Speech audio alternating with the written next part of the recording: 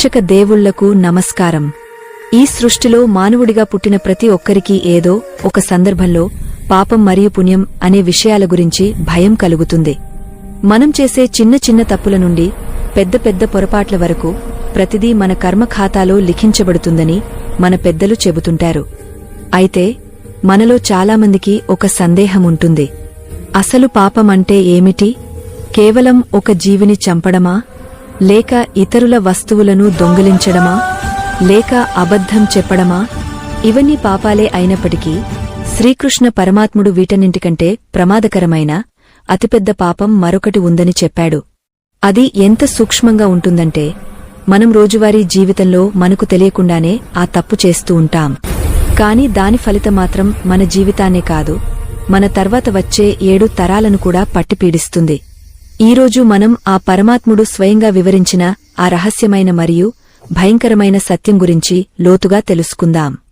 ద్వాపర యుగంలో కురుక్షేత్ర సంగ్రామం ముగిసిన సమయమది. యుద్ధభూమి మొత్తం రక్తసిక్తమై ఉంది. 18 అక్షోహిణుల సైన్యం నాశనమైంది. ఎటుచూసినా శవాల గుట్టలు, ఏనుగుల కళేబరాలు, విరిగిపోయిన రథాలు మాత్రమే కనిపిస్తున్నాయి. అప్పటివరకు ధర్మం కోసం పోరాడానని భావించిన అర్జునుడి మనస్సులో యుద్ధం ముగిశాక ఒక రకమైన అశాంతి మొదలైంది. తన వాళ్లందరినీ చంపి విజయం సాధించానన్న ఆనందం కంటే బంధువులను చంపానన్న బాధ అతన్ని ఎక్కువగా వేధించసాగింది. అర్జునుడు తన రథం దిగి శ్రీకృష్ణుడి వైపు నడుచుకుంటూ వచ్చాడు. కృష్ణుడు మాత్రం ఎప్పటిలాగే తన చిరునవ్వుతో, ప్రశాంతమైన వదనంతో రథం పగ్గాలను సరిచేస్తున్నాడు. అర్జునుడి కళ్లలో నీళ్లు తిరుగుతున్నాయి. అది చూసిన కృష్ణుడు అర్జునుడి భుజంపై చేయివేసి, ఎందుకు ఇంత ఆవేదన చెందుతున్నావు అని అడిగాడు. అప్పుడు అర్జునుడు గద్గద స్వరంతో కృష్ణుడిని ఒక ప్రశ్న అడిగాడు. మాధవా, నేను ధర్మం కోసమే యుద్ధం చేశాను. కాని నా చేతులారా ఎందరో గొప్పవీరులను, గురువులను, తాతలను చంపేశాను. ఈ పాపం నన్ను వదులుతుందా? అసలు ఈ ప్రపంచంలో అన్నింటికంటే పెద్ద పాపమేది? ఒక మనిషిని చంపడమా, లేక ఒక స్త్రీని అవమానించడమా, లేక గురువుకు ద్రోహం చేయడమా? ఇందులో ఏది చేస్తే మనిషికి నరకంలో కూడా చోటు దొరకదు అని అడిగాడు. అర్జునుడి ప్రశ్న విన్న కృష్ణుడు ఒక క్షణం మౌనంగా ఉండిపోయాడు. ఆయన చూపులు దూరంగా ఉన్న ఆకాశం వైపు మళ్ళాయి. ఆ సమయంలో కృష్ణుడు చెప్పిన సమాధానం కేవలం అర్జునుడికి మాత్రమే కాదు, ఈ కలియుగంలో బ్రతుకుతున్న మనందరికీ ఒక కనువిప్పు లాంటిది. కృష్ణుడు అర్జునుడితో ఇలా అన్నాడు. పార్థా, నువ్వు అడిగిన ప్రశ్న చాలా ముఖ్యమైనది. ఎందుకంటే చాలామంది మనుషులు తాము చేసే పనులు పాపాలని తెలియకుండానే చేస్తూ తమ జీవితాలను నాశనం చేసుకుంటారు. నువ్వు చెప్పినట్లుగా జీవహింస, దొంగతనం, అబద్ధం ఇవన్నీ మహాపాపాలే. శాస్త్రాలు వీటిని పంచమహాపాతకాలు అని పిలుస్తాయి. కాని వీటన్నింటికంటే ప్రమాదకరమైనది, వీటన్నింటికీ మూలమైనది మరొకటి ఉంది. అదే కృతజ్ఞత లేకపోవడం మరియు నమ్మకద్రోహం. అవును పార్థా, ఈ ప్రపంచంలో అతిపెద్ద పాపం ఏదైనా ఉందంటే అది చేసిన మేలు మరచిపోవడం మరియు నమ్మిన వారిని మోసం చేయడం. మిగిలిన పాపాలకు ప్రాయశ్చిత్తం ఉంటుందేమో కాని ఈ పాపానికి మాత్రం ప్రాయశ్చిత్తం లేదు అని కృష్ణుడు వివరించడం మొదలుపెట్టాడు. ఈ విషయం వినగానే అర్జునుడికి ఆశ్చర్యం వేసింది. కేవలం చేసిన మేలు మరచిపోవడం ఇంత పెద్ద పాపమా? దానికి ఇంతటి ఘోరమైన శిక్ష ఉంటుందా అని సందేహించాడు. అప్పుడు శ్రీకృష్ణుడు దీనిని వివరించడానికి ఒక అద్భుతమైన ఉదాహరణను, ధర్మ సూక్ష్మాన్ని చెప్పడం ప్రారంభించాడు.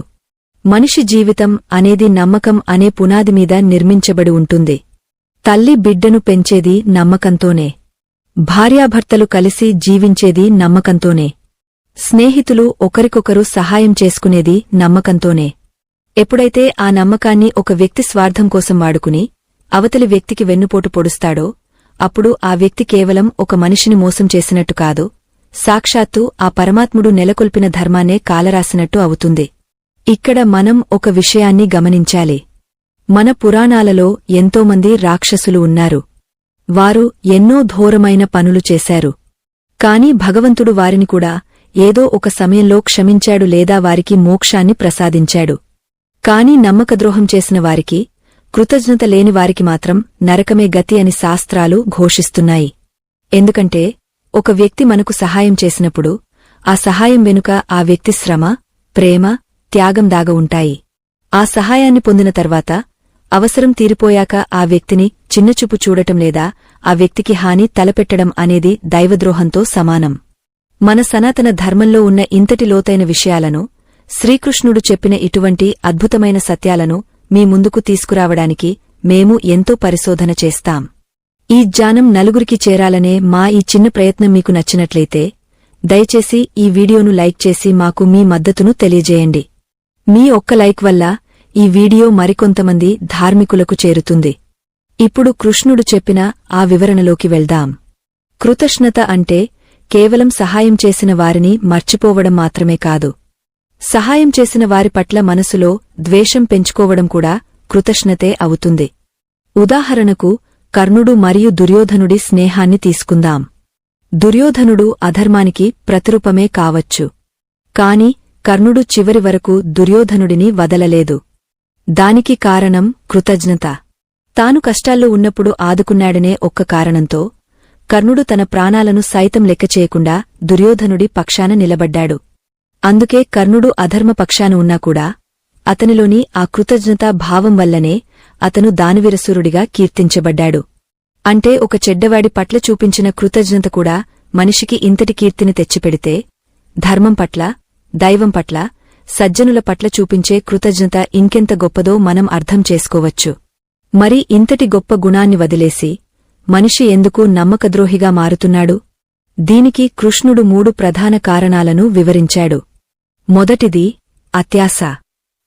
మనిషికి ఉన్నది సరిపోక ఇతరుల దగ్గర ఉన్నదాన్ని సొంతం చేసుకోవాలనే దురాశ పుట్టినప్పుడు అప్పటివరకు తనకు అండగా ఉన్నవారినే మోసం చేయడానికి వెనుకాడడు. రెండవది అహంకారం. నేను గొప్పవాడిని, నాకు ఎవరి సహాయం అవసరం లేదు అనే అహంకారం తలకెక్కినప్పుడు గతంలో తనకు సహాయం చేసిన వారిని మనిషి చులకనగా చూస్తాడు. మూడవది భయం. సత్యం ఒప్పుకుంటే ఎక్కడ తన పరువు పోతుందో, ఎక్కడ తన సుఖాలు పోతాయో అనే భయంతో మనిషి అబద్ధమాడి నమ్మినవారిని మోసం చేస్తాడు. ఈ 3 లక్షణాలు ఎవరిలో ఉంటాయో వారు ఖచ్చితంగా ఏదో ఒకరోజు అతిపెద్ద పాపానికి ఒడిగడతారు. దీని గురించి ఇంకా లోతుగా వివరిస్తూ కృష్ణుడు ఒక కథను చెప్పాడు. అనగనగా ఒక అడవిలో ఒక వేటగాడు ఉండేవాడు. అతను చాలా క్రూరమైనవాడు. జంతువులను చంపి వాటి మాంసాన్ని అమ్ముకుని జీవించేవాడు. ఒకరోజు అతను అడవిలో వేటకు వెళ్లినప్పుడు అకస్మాత్తుగా పెద్ద గాలివాన మొదలైంది. ఉరుములు, మెరుపులతో అడవి మొత్తం దద్దరిల్లిపోతోంది. అప్పుడు ఆ వేటగాడు తల దాచుకోవడానికి ఒక పెద్ద చెట్టు కిందకు వెళ్లాడు. ఆ చెట్టుమీద ఒక పావురాల జంట నివసిస్తోంది. ఆ పావురాలు ఆ చెట్టునే తమ ఇల్లుగా, దైవంగా భావించి బ్రతుకుతున్నాయి. చలికి వణుకుతున్న ఆ వేటగాడిని చూసి ఆ చెట్టుమీద ఉన్న మగ పావురం జాలిపడింది. తన గూటిలో ఉన్న ఎండు పుల్లలను కిందకు జారవిడిచి ఎలాగోలా నిప్పు రాజేసి అతనికి వెచ్చదనం కలిగించింది. వేటగాడు ఆ నిప్పు దగ్గర కూర్చుని చలి కాచుకున్నాడు. కాని అతనికి విపరీతమైన ఆకలి వేస్తోంది. ఆకలిలో అతని బుద్ధి మందగించింది. తనకు ఆశ్రయమిచ్చిన చెట్టుమీద ఉన్న పక్షులనే చంపి తినాలనే ఆలోచన అతనికి వచ్చింది. ఇది ఎంతటి ఘోరమైన ఆలోచనో చూడండి. తనకు చలివేస్తే నిప్పు ఇచ్చిన ఆ మూగజీవాల పట్ల కృతజ్ఞత చూపించాల్సింది పోయి వాటినే ఆహారంగా మార్చుకోవాలనుకోవడం కృతజ్ఞతకు పరాకాష్ట. మనిషి స్వార్థం ఎంత నీచమైనదో ఈ కథ మనకు కళ్లకు కట్టినట్లు చూపిస్తుంది. ఆ వేటగాడు పైకి చూశాడు. ఆ పావురాలు ఇంకా అతని వైపే జాలిగా చూస్తున్నాయి. అప్పుడు ఆ వేటగాడు తన దగ్గర ఉన్న బాణాన్ని తీసి గురిపెట్టాడు. ఇక్కడ మనం గమనించాల్సిన విషయమేమిటంటే, పాపం అనేది కేవలం చర్యలో ఉండదు, అది ఆలోచనలో మొదలవుతుంది. ఎప్పుడైతే మనం మనకు మేలు చేసిన వారి పట్ల చెడుగా ఆలోచించడం మొదలు పెడతామో అప్పుడే ఆ పాపం మనలో ప్రవేశిస్తుంది. ఆ తర్వాత జరిగేది కేవలం ఆలోచన యొక్క ప్రతిరూపం మాత్రమే. ఈ కథలో వేటగాడు బాణం వేయకముందే పాపాన్ని మూటగట్టుకున్నాడు. ఎందుకంటే శరణు కోరివచ్చిన వాడిని కాపాడటం ధర్మమని ఆ పక్షులు భావిస్తే, కాపాడిన వారిని చంపడం తన అవసరమని ఆ మనిషి భావించాడు. అందుకే కృష్ణుడు అంటాడు, ధర్మం తెలిసి ఆచరించకపోవడం అజ్ఞానం కాదు, అది అహంకారం. అదే పతనానికి నాంది. మనం కూడా మన నిజ జీవితంలో ఇటువంటి సందర్భాలను ఎన్నో చూస్తుంటాం. మన ఆఫీసులోనో, వ్యాపారంలోనో లేదా బంధువుల మధ్యనో మనల్ని నమ్మి ఒక బాధ్యత అప్పగించినప్పుడు లేదా కష్టాల్లో ఉన్నప్పుడు మనకు సహాయం చేసినప్పుడు మనం ఆ తర్వాత వారిని ఎలా చూస్తున్నాం? మన పని అయిపోగానే వారి ఫోన్ నెంబర్ బ్లాక్ చేస్తున్నామా? లేక వారు ఎదురుపడితే ముఖం చాటేస్తున్నామా? ఇలా చేస్తే మనం కూడా ఆ వేటగాడిలాగే ప్రవర్తిస్తున్నామని అర్థం. మన కళ్లకు కనపడే మనుషుల పట్లే మనం నిజాయితీగా లేనప్పుడు కళ్లకు కనపడని దేవుడు మనల్ని కరుణిస్తాడని ఎలా అనుకుంటాం? ఇంతటి గంభీరమైన విషయాలను మీతో పంచుకుంటున్నప్పుడు మాకు ఎంతో సంతృప్తిగా ఉంటుంది. మీ జీవితంలో మార్పు తీసుకురావడానికి, మిమ్మల్ని ధర్మ మార్గంలో నడిపించడానికి మేము పడే ఈ తపన మీకు అర్థమైతే దయచేసి మా ఛానల్ను సబ్స్క్రైబ్ చేసుకుని ఈ ధర్మయాత్రలో మాతో కలిసి నడవండి. మీరు ఇచ్చే ప్రోత్సాహం మాకు ఎంతో బలాన్నిస్తుంది. ఆ కథలోకి తిరిగి వెళ్తే ఆ వేటగాడు బాణం వదలడానికి సిద్ధమయ్యాడు. కాని ఆశ్చర్యకరంగా ఆ మగ పావురం తన భార్యతో ఇలా అంది, చూడు ప్రియా, మన ఇంటికి వచ్చిన అతిథి ఆకలితో ఉన్నాడు. అతిథి ఆకలిని తీర్చడం గృహస్థు ధర్మం. మన దగ్గర అతనికి పెట్టడానికి ఏమీ లేదు. కాబట్టి నా శరీరాన్నే అతనికి ఆహారంగా సమర్పిస్తాను అని చెప్పి ఆ మగ పావురం మంటల్లోకి దూకి తన ప్రాణాలను అర్పించింది. అది చూసిన వేటగాడు ఒక్కసారిగా షాక్ అయ్యాడు. ఒక చిన్న పక్షికి ఉన్న ధర్మబుద్ధి మనిషినైన తనకు లేకుండా పోయిందే అని పశ్చాత్తాపం మొదలైంది. కాని అప్పటికే జరగాల్సిన నష్టం జరిగిపోయింది. శ్రీకృష్ణుడు ఈ కథను ముగస్తూ అర్జునుడితో ఒక మాట అన్నాడు, పార్థా, ఆ వేటగాడు ఆ పక్షిని చంపలేదు. ఆ పక్షి త్యాగానికి చలించిపోయి తనలోని రాక్షసత్వాన్ని చంపుకున్నాడు. కాని ఎవరైతే ఎదుటివారి త్యాగాన్ని చూసి కూడా మారరో, ఎవరైతే అమాయకుల నమ్మకాన్ని ఆసరాగా చేసుకుని వారిని వాడుకుంటారో వారికి ఈ సృష్టిలో ఎక్కడా క్షమాపణ ఉండదు. నమ్మకద్రోహం అనేది ఒక విషంలాంటిది. అది తీసుకున్నవాడినే కాదు, ఇచ్చినవాడిని కూడా చంపేస్తుంది. నమ్మకం పోతే సంబంధాలు పోతాయి, సంబంధాలు పోతే సమాజం పోతుంది, సమాజం పోతే ధర్మం నశిస్తుంది. అందుకే నమ్మకద్రోహం ప్రపంచంలోనే అతిపెద్ద పాపం. అయితే ఇక్కడ మరొక సందేహం వస్తుంది. మరి మనకు తెలియకుండా ఎప్పుడూ చేసిన నమ్మకద్రోహానికి లేదా కృతజ్ఞతకు ఇప్పుడు ఏదైనా పరిహారముందా? ఈ పాపం నుండి బయటపడటం మేలా? దీనికి కూడా కృష్ణుడు భగవద్గీతలో మరియు ఉద్ధవగీతలో కొన్ని మార్గాలను సూచించాడు. పాపం అనేది అంటుకునే బురదలాంటిది అయితే, పశ్చాత్తాపం అనేది ఆ బురదను కడిగే నీరులాంటిది. కాని ఆ పశ్చాత్తాపం నిజమైనదే ఉండాలి. కేవలం పెదవులమీద వచ్చే సారి కాకుండా గుండె లోతుల్లోంచి వచ్చే బాధ అయి ఉండాలి. కృష్ణుడు చెప్పిన ఆ అద్భుత సత్యమేమిటంటే, ఎప్పుడైతే నువ్వు చేసిన తప్పును గ్రహించి ఎవరికైతే అన్యాయం చేశావో వారి దగ్గరకు వెళ్లి క్షమాపణ కోరుతావో అప్పుడు ఆ పాప భారం సగం తగ్గుతుంది. ఆ తర్వాత ఆ వ్యక్తికి ఏదైనా మేలు చేయడం ద్వారా లేదా ఆ వ్యక్తి పేరుమీద ఏదైనా ధార్మిక కార్యం చేయడం ద్వారా ఆ పాపాన్ని పూర్తిగా ప్రక్షాళన చేసుకోవచ్చు. కాని దురదృష్టవశాత్తు కలియుగంలో మనుషులకు తప్పు చేశామనే స్పృహ ఉండటం లేదు. పైగా తాము చేసిందే కరెక్ట్ అని వాదించే తత్వం పెరిగిపోతోంది. ఇదే మన వినాశనానికి కారణం అవుతోంది. మనం పురాణాలను జాగ్రత్తగా గమనిస్తే వాలి సుగ్రీవుల కథలో కూడా ఇదే కనిపిస్తుంది. అన్నగా తమ్ముడిని రక్షించాల్సిన వాలి తమ్ముడి భార్యను అపహరించి తమ్ముడిని రాజ్యం నుండి వెలేసి నమ్మకద్రోహం చేశాడు. అందుకే రాముడు వాలిని చెట్టు చాటు నుండి చంపాల్సి వచ్చింది. ధర్మాన్ని తప్పినవాడికి, నమ్మకాన్ని వమ్ము చేసినవాడికి ధర్మయుద్ధం చేసే అర్హత కూడా ఉండదని రాముడు నిరూపించాడు. అలాగే రావణుడు కూడా విభీషణుడి సలహాలను వినకుండా తమ్ముడిని అవమానించి పంపేశాడు. సొంత తమ్ముడి నమ్మకాన్ని నిలబెట్టుకోలేకపోయిన రావణుడు చివరకు సర్వనాశనమయ్యాడు. ఇవన్నీ మనకు కేవలం కథలు కావు, హెచ్చరికలు. శ్రీకృష్ణుడు ఇంకా వివరిస్తూ ఈ నమ్మకద్రోహం వల్ల కలిగే కర్మఫలం ఎలా వెంటాడుతుందో చెప్పాడు. ఎవరైతే మిత్రదోహం చేస్తారో వారికి వచ్చే జన్మలో కనీసం మంచి తల్లిదండ్రులు కూడా దొరకరు. వారు అనాథలుగా, దిక్కులేని వారిగా పుడతారు. ఎందుకంటే ఈ జన్మలో ఉన్న బంధాలను వారు గౌరవించలేదు కాబట్టి వచ్చే జన్మలో ఆ బంధాలకు వారు దూరమవుతారు అని కృష్ణుడు స్పష్టం చేశాడు. ఇది వినడానికి చాలా భయంగా అనిపించవచ్చు, కాని ఇది కఠినమైన సత్యం. కర్మ సిద్ధాంతం ఎవరినీ వదిలిపెట్టదు. మనం విత్తిన విత్తనమే మనకు పంటగా వస్తుంది. మనం విషం పోసి అమృతం కావాలంటే రాదు కదా. అలాగే మోసం చేసి సుఖం కావాలంటే అది ఎప్పటికీ దొరకదు. అర్జునుడు ఈ మాటలు వింటూ చేతులు జోడించి, కృష్ణా, మరి ఈ కలియుగంలో అడుగడుగునా మోసమే కనిపిస్తోంది కదా. వ్యాపారంలో, స్నేహంలో, ప్రేమలో, చివరకు రాజకీయాల్లో కూడా నమ్మకద్రోహమే రాజ్యమేలుతోంది. మరి వారందరికీ శిక్ష పడటం లేదా? వారు బాగానే ఉన్నట్లు కనిపిస్తున్నారు కదా అని అడిగాడు. ఇది మనందరిలో ఉన్న ప్రశ్నే కదా.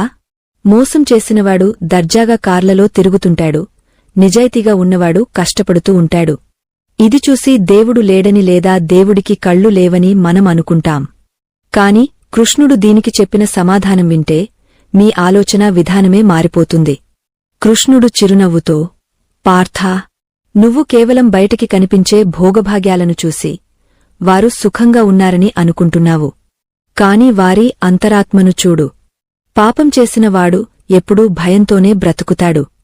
రాత్రిపూట ప్రశాంతమైన నిద్రవారికి ఉండదు. పైకి నవ్వుతున్నా లోపల ఏదో తెలియని అశాంతి వారిని దహించివేస్తుంటుంది. అదే వారికి మొదటి శిక్ష. ఆ తర్వాత కాలం వారికి విధించే శిక్షలు ఎలా ఉంటాయో నీకు తెలియదు అని అన్నాడు. ఆ శిక్షలు ఎలా ఉంటాయో, అవి ఎంత భయంకరంగా ఉంటాయో తెలిస్తే మనం కలలో కూడా తప్పు చేయడానికి సాహసించం. ఆ వివరాలు వింటేనే ఒళ్ళు గగుర్పొడుస్తుంది. మరి ఆ భయంకరమైన శిక్షలు ఏమిటి? గరుడ పురాణం ఏం చెబుతోంది? నమ్మకద్రోహుల కోసం యమధర్మరాజు ప్రత్యేకంగా ఏర్పాటు చేసిన నరకలోకాలు ఎలా ఉంటాయి? యమపురిలో ఉండే శిక్షల గురించి గరుడ పురాణం చాలా స్పష్టంగా వివరించింది. అక్కడ కుంభిపాకం అనే ఒక నరకముంటుంది. అది పెద్ద నూనె బాణలిలా సలసల కాగుతూ ఉంటుంది.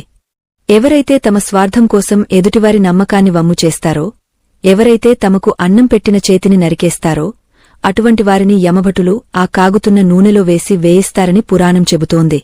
అయితే ఇక్కడ ఒక విచిత్రముంది. ఆ నూనెలో వేసినప్పుడు ఆ పాపాత్ముడి శరీరం కాలిపోతుంది, కాని ప్రాణం మాత్రం పోదు. మళ్లీ శరీరం తయారవుతుంది, మళ్లీ కాలుతుంది. ఇలా ఆ జీవి చేసిన నమ్మకద్రోహానికి ఎన్ని రెట్లు శిక్ష అనుభవించాలో అన్ని వేల సంవత్సరాలు ఆ బాధను అనుభవిస్తూనే ఉంటాడు. ఇది వినడానికే ఇంత భయంకరంగా ఉంటే అనుభవించేవారి పరిస్థితి ఎలా ఉంటుందో ఊహించుకోండి. అర్జునుడు ఈ మాటలు వింటూ భయంతో వణికిపోయాడు. కృష్ణ, కేవలం నమ్మకద్రోహానికి ఇంత పెద్ద శిక్ష అని అడిగాడు. అప్పుడు కృష్ణుడు చాలా గంభీరంగా సమాధానమిచ్చాడు. అవును పార్థా, ఎందుకంటే ఈ సృష్టి అంతా నమ్మకం అనే సూత్రమీదే నడుస్తోంది. సూర్యుడు ప్రతిరోజూ ఉదయిస్తాడనే నమ్మకంతోనే జీవరాశులన్నీ నిద్రలేస్తాయి.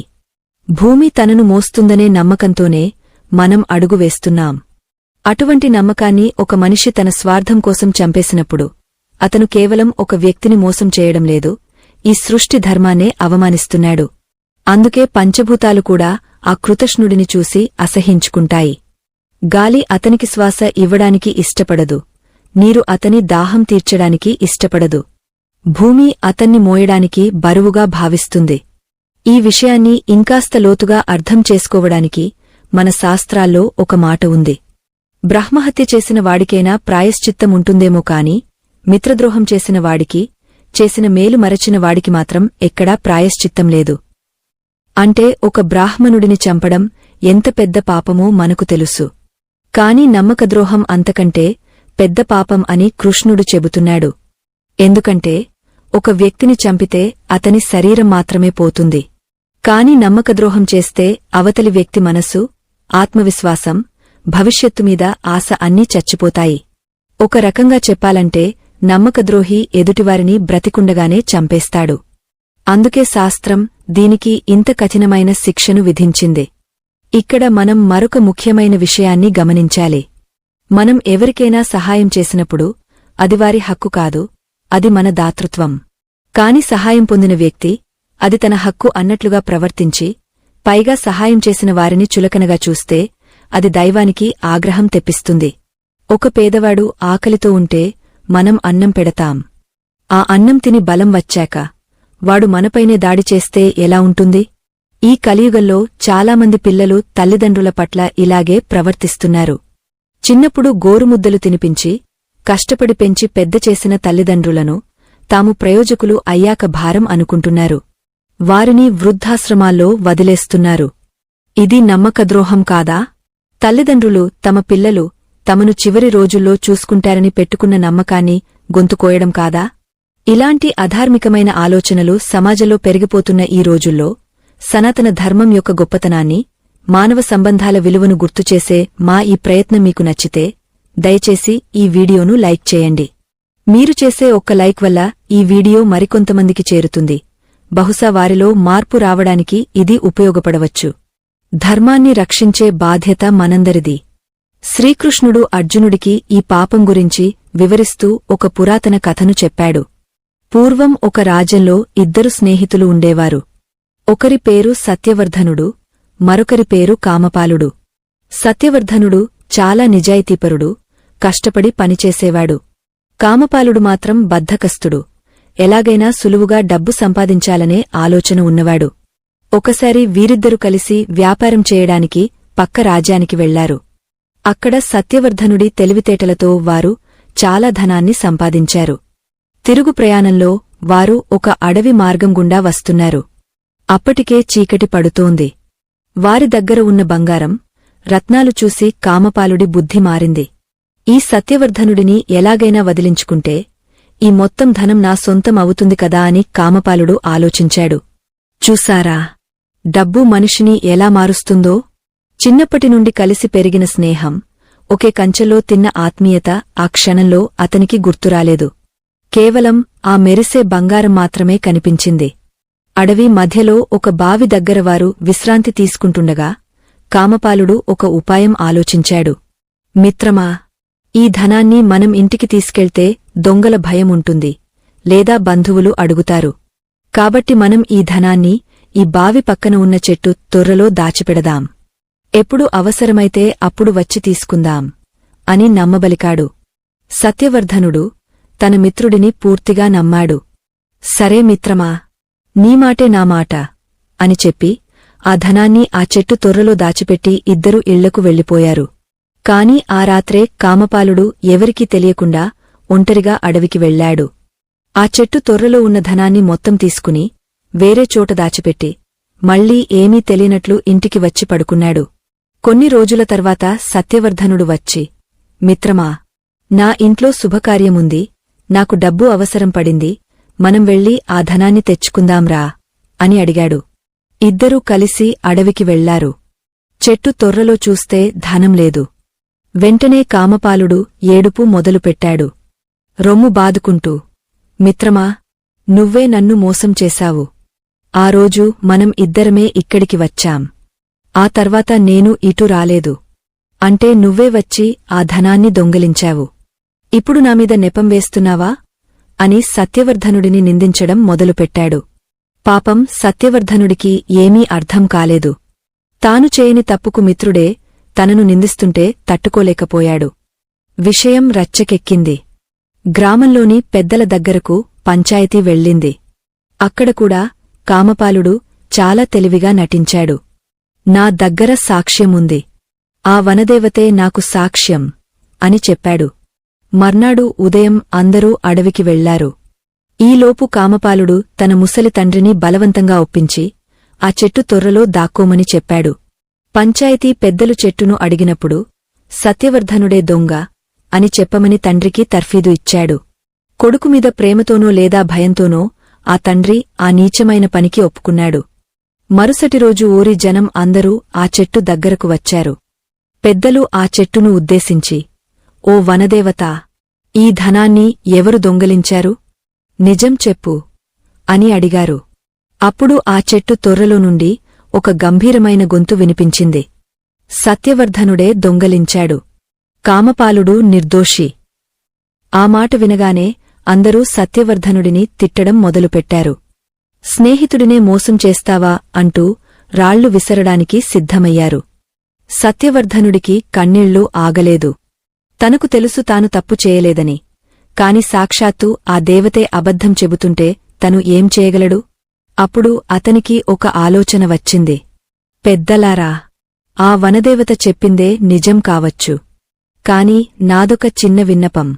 ఆ చెట్టు తొర్రలో ఏదో దుష్టశక్తి ఉన్నట్లుంది. దాన్ని శుద్ధి చేయడానికి నేను కొంచెం పొగ పెడతాను అని చెప్పి ఎండు ఆకులు పోగుచేసి ఆ తొర్ర దగ్గర మంట పెట్టాడు. ఆ మంట వేడికి, పొగకు తట్టుకోలేక తొర్రలో దాక్కున్న కామపాలుడి తండ్రి దగ్గుతూ అరుస్తూ బయటికి పడిపోయాడు. అంతే. నిజం బట్టబయలైంది. కామపాలుడి కుట్ర అందరికీ అర్థమైంది. అప్పుడు సత్యవర్ధనుడిని చూసి ఆశ్చర్యపోవడం జనం వంతు అయింది. తన స్వార్థం కోసం స్నేహితుడిని మోసం చేయడమే కాకుండా కన్న తండ్రిని కూడా ఈ కుట్రలో భాగం చేసిన ఆ కామపాలుడిని చూసి ప్రజలు అసహించుకున్నారు. రాజుగారి భటులు అతన్ని బంధించారు. ఇక్కడ కృష్ణుడు చెప్పిన పాయింటేంటంటే, కామపాలుడు అప్పటికప్పుడు శిక్ష అనుభవించి ఉండవచ్చు. కాని అంతకంటే ఘోరమైన విషయమేంటంటే, అతని తండ్రి ఆ పొగవల్ల ఆరోగ్యం చెడిపోయి కొద్ది రోజులకే చనిపోయాడు. అంటే కొడుకు చేసిన పాపం తండ్రి ప్రాణం తీసింది. ఒక నమ్మకద్రోహం కుటుంబం మొత్తాన్ని ఎలా నాశనం చేసిందో చూశారా? ఈ కథలో సత్యవర్ధనుడు ధర్మానికి ప్రతిరూపమైతే, కామపాలుడు నేటి సమాజంలో ఉన్న చాలామందికి అద్దం పడుతున్నాడు. మనం కూడా ఎన్నోసార్లు చిన్న చిన్న లాభాల కోసం అబద్ధాలు ఆడుతుంటాం. ఆఫీసులో కొలీగ్ మీద చాడీలు చెప్పి ప్రమోషన్ కొట్టేయాలని చూస్తాం. లేదా వ్యాపారంలో పార్ట్నర్కు తెలియకుండా లాభాలు దాస్తాం. ఇవన్నీ కామపాలుడు చేసిన పని లాంటివే. తాత్కాలికంగా మనం గెలిచినట్లు అనిపించవచ్చు, కాని కర్మ సిద్ధాంతం ప్రకారం మనం చాలా పెద్ద మూల్యం చెల్లించుకోవాల్సి వస్తుంది. మన పిల్లలు అనారోగ్యం పాలైనప్పుడో, మనకు రావాల్సిన ఆస్తి కోర్టు కేసుల్లో ఇరుక్కున్నప్పుడో మనం బాధపడతాం. కాని అది మన పూర్వకర్మ అని, మనం ఎవరికో చేసిన ద్రోహమని మనం గుర్తించలేం. అర్జునా, గుర్తుపెట్టుకో, పాపం ఎప్పుడూ ఒంటరిగా రాదు. అది దుంహకాన్ని, అవమానాన్ని, రోగాన్ని తనతో పాటు తీసుకువస్తుంది. ముఖ్యంగా నమ్మకద్రోహం వల్ల వచ్చే సంపద అగ్నితో సమానం. అది నీ ఇంటిని, నీ వంశాన్ని దహించివేస్తుంది అని కృష్ణుడు హెచ్చరించాడు. జీవితంలో బంధాలు, అనుబంధాలు ముఖ్యమనుకునే ప్రతి ఒక్కరూ ఈ కఠిన సత్యాలను తెలుసుకోవాలి. మీ కుటుంబం సుఖసంతోషాలతో ఉండాలని, మీ పిల్లలు ధర్మ మార్గంలో నడవాలని మీరు కోరుకుంటే ఖచ్చితంగా మా ఛానల్ను సబ్స్క్రైబ్ చేసుకోండి. మేము చెప్పే ప్రతి మాట పురాణాల సారం నుండి తీసుకోబడింది. అది మీ జీవితానికి రక్షణ కవచంలా మారుతుంది. ఇప్పుడు అసలు విషయానికి వద్దాం. నమ్మకద్రోహం అనేది కేవలం డబ్బు విషయంలోనే జరుగుతుందా? కాదు. కృష్ణుడు చెప్పినట్లుగా అంతకంటే ప్రమాదకరమైన ద్రోహాలు వేరే ఉన్నాయి. అందులో మొదటిది గురుద్రోహం. మనకు విద్య నేర్పిన గురువును అవమానించడం లేదా గురువుకు ఇస్తానన్న మాట తప్పడం. ఇది సాక్షాత్తు జ్ఞానాన్ని అవమానించడమే. ఇక రెండవది వంచన. అంటే ప్రేమ పేరుతోనో, పెళ్లి పేరుతోనో ఒక వ్యక్తిని నమ్మించి శారీరకంగా లేదా మానసికంగా వాడుకుని వదిలేయడం. ఈ రోజుల్లో ఇది చాలా సాధారణం అయిపోయింది. కాని దీనికి పడే శిక్ష గురించి వింటే గుండె ఆగపోతుంది. ఒక స్త్రీ కన్నీరు లేదా ఒక అమాయకుడి ఆవేదన వృథా పోదు అని పెద్దలు అంటారు.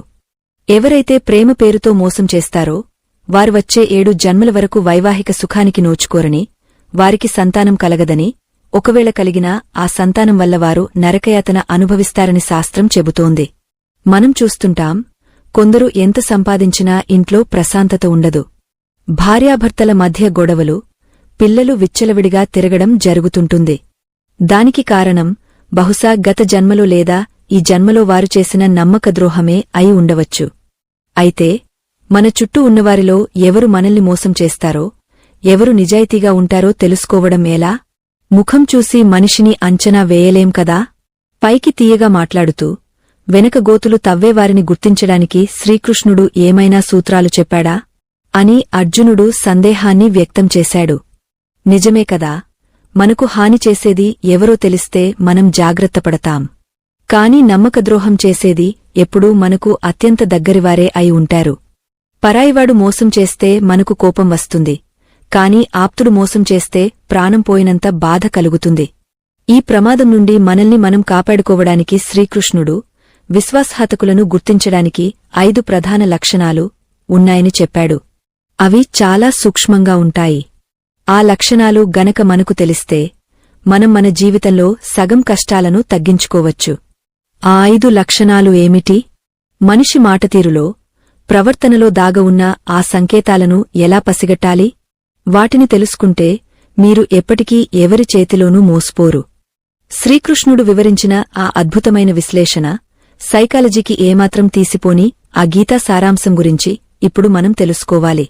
శ్రీకృష్ణుడు అర్జునుడికి ఆ 5 లక్షణాలను వివరిస్తూ ఇలా చెప్పాడు. పార్థా, మొదటి లక్షణం అవసరానికి మించిన వినయం. ఎవరైతే నీ ముందు అతిగా వంగ దండాలు పెడతారో, నిన్ను ఆకాశానికి ఎత్తేస్తూ పొగడ్తలతో ముంచెత్తుతారో వారి పట్ల చాలా జాగ్రత్తగా ఉండాలి. తేనె పూసిన కత్తిలాంటివారు వీరు. వారి మాటల్లో తీపి ఉంటుంది, కాని మనసులో మాత్రం విషముంటుంది. నిజమైన స్నేహితుడు లేదా శ్రేయోభిలాషి నీ తప్పును ఎత్తి చూపిస్తాడు, నిన్ను మందలిస్తాడు. కాని మోసగాడు మాత్రం నువ్వు ఏ తప్పు చేసినా భలే చేశావు అంటూ చప్పట్లు కొడతాడు. ఎందుకంటే నువ్వు నాశనం అవ్వాలన్నదే వాడి కోరిక కాబట్టి. దుర్యోధనుడి పట్ల శకుని ప్రవర్తించింది ఇలాగే కదా. మేనల్లుడు ఏం చేసినా తలుపుతూ వాడి అహంకారాన్ని పెంచి పోషించాడు. చివరకు కురువంశం నాశనానికి కారకుడయ్యాడు. కాబట్టి ఎవరైనా నిన్ను అతిగా పొగుడుతున్నారు అంటే వారు నీ దగ్గర నుండి ఏదో ఆశిస్తున్నారని లేదా నీకు ఏదో హాని తలపెట్టబోతున్నారని అర్థం చేసుకోవాలి. రెండవ లక్షణం మాటకు చేతకు పొంతన లేకపోవడం. వీరు చెప్పేవి శ్రీరంగ నీతులు, కాని చేసేవి మాత్రం చాలా నీచమైన పనులు. ఉదాహరణకు, నేను నీకు ఎప్పుడూ తోడుగా ఉంటాను అని మాట ఇస్తారు. కాని నీకు చిన్న కష్టం రాగానే ఏదో సాకు చెప్పి తప్పించుకుంటారు. చిన్న చిన్న విషయాల్లోనే మాట నిలబెట్టుకోలేనివారు పెద్ద బాధ్యతల విషయంలో నిన్ను ఎలా మోస్తారని నమ్ముతావు? నీ దగ్గర అప్పు తీసుకునేటప్పుడు ప్రాధేయపడతారు, తీర్చే సమయం వస్తే మాత్రం ముఖం చాటేస్తారు. ఇటువంటి వారిని ఎట్టి పరిస్థితుల్లోనూ నమ్మకూడదు. మాట తప్పడం అనేది నమ్మకద్రోహానికి మొదటి మెట్టు. చిన్న అబద్ధం చెప్పేవాడు పెద్ద మోసం చేయడానికి వెనుకాడడు అనేది సత్యం. మూడవ లక్షణం ఇతరుల రహస్యాలు నీ దగ్గర చెప్పడం. ఇది చాలా ముఖ్యమైన సూత్రం పార్థా. ఎవరైతే నీ దగ్గరకు వచ్చి, ఇదిగో ఫలానా వారి గురించి నీకొక విషయం చెబుతాను, ఎవరికి చెప్పకు అని ఇతరుల వ్యక్తిగత విషయాలను నీతో చర్చిస్తారో, వారు ఖచ్చితంగా నీ రహస్యాలను కూడా తీసుకెళ్లి మరొకరి దగ్గర చెబుతారు. ఇటువంటి వారికి కడుపులో మాట దాగదు. వీరు కేవలం కాలక్షేపం కోసం, ఇతరుల పరువు తీయడం కోసం బ్రతుకుతుంటారు. వీరిని నమ్మి నువ్వు నీ మనసులోని బాధను లేదా నీ బలహీనతను చెబితే, రేపు పొద్దున్న అదే నీకు ఆయుధంగా మారి నిన్ను గుచ్చుతుంది. చాడీలు చెప్పేవారికి, గోతులు తవ్వేవారికి ఎంత దూరంగా ఉంటే అంత మంచిది. నాలుగవ లక్షణం నీ విజయాన్ని చూసి ఓర్వలేకపోవడం. ఇది చాలా సూక్ష్మంగా ఉంటుంది. నువ్వు ఏదైనా సాధించినప్పుడు పైకి నవ్వుతూ అభినందనలు అని చెబుతారు, కాని వారి కళ్లలో ఆనందముండదు. అంతేకాదు, వెంటనే నీ విజయాన్ని తక్కువ చేసి మాట్లాడతారు. అదృష్టం కలిసి వచ్చిందిలే అనో, లేదా అంత పెద్ద విషయం ఏముందిలే అను అంటూ నీ ఉత్సాహాన్ని నీరుగారుస్తారు. నీ ఆత్మవిశ్వాసాన్ని దెబ్బతీయడానికి ప్రయత్నిస్తారు. నీ పక్కనే ఉంటూ నీ ఎదుగుదలను చూసి లోలోపల కుమిలిపోయేవారు ఏదో ఒకరోజు నిన్ను కిందకు లాగడానికి ప్రయత్నిస్తారు. నీకు మంచి జరిగితే సంతోషించేవాడే నిజమైన ఆప్తుడు, అసూయపడేవాడు ఎప్పటికైనా శత్రువే. ఐదవ లక్షణం కష్టకాలంలో మాయమవడం. నీ దగ్గర ధనం, అధికారం ఉన్నప్పుడు నీ చుట్టూ ఈగల్లా ముసురుకుంటారు. నువ్వు పిలవకపోయినా వచ్చి వాలిపోతారు. కాని కాలం కలిసిరాక నువ్వు ఒక్క అడుగు వెనక్కి వేస్తే చాలు, వీరందరూ ఒక్కసారిగా మాయమైపోతారు. నీ ఫోన్ ఎత్తరు, నిన్ను కలవడానికి ఇష్టపడరు. అప్పటివరకు అన్న, తమ్ముడు అని పిలిచిన నోళ్లే ఇప్పుడు వాడికి ఏముందిలే అని చులకనగా మాట్లాడతాయి. కర్ణుడు దానశీలి అని పేరు తెచ్చుకున్నా అతనికి కూడా చివర్లో ఇటువంటి అనుభవమే ఎదురైంది. కష్టంలో ఉన్నప్పుడు కనీసం భుజం తట్టి ధైర్యం చెప్పనివాడు సుఖంలో పాలు పంచుకోవడానికి అనర్హుడు. ఈ 5 లక్షణాలను నువ్వు జాగ్రత్తగా గమనిస్తే నీ చుట్టూ ఉన్నవారిలో ఎవరు నిజమైనవారో, ఎవరు నటన చేస్తున్నారో ఇట్టే తెలిసిపోతుంది. శ్రీకృష్ణుడు చెప్పిన ఈ విశ్లేషణ వింటుంటే మన నిజ జీవితంలో జరిగిన ఎన్నో సంఘటనలు కళ్లముందు మెదులుతున్నాయి కదూ. మనల్ని మోసం చేసినవారు, మన నమ్మకాన్ని వాడుకున్నవారు సరిగ్గా ఇలాగే ప్రవర్తించి ఉంటారు. ఈ అద్భుతమైన జ్ఞానాన్ని మీ ముందుకు తెచ్చినందుకు మా ప్రయత్నాన్ని అభినందిస్తూ ఒక్క లైక్ వేసుకోండి. మీరు ఇచ్చే లైక్ మాకు ఎంతో శక్తిని ఇస్తుంది. అలాగే ఇలాంటి అనుభవాలు మీకు కూడా ఎదురైతే కామెంట్ రూపంలో తెలియజేయండి. తద్వారా 10 మందికి అది ఒక పాకంలా మారుతుంది. అర్జునుడు ఒక నిట్టూర్పు విడిచాడు. కృష్ణా, నువ్వు చెప్పింది అక్షరాలా నిజం.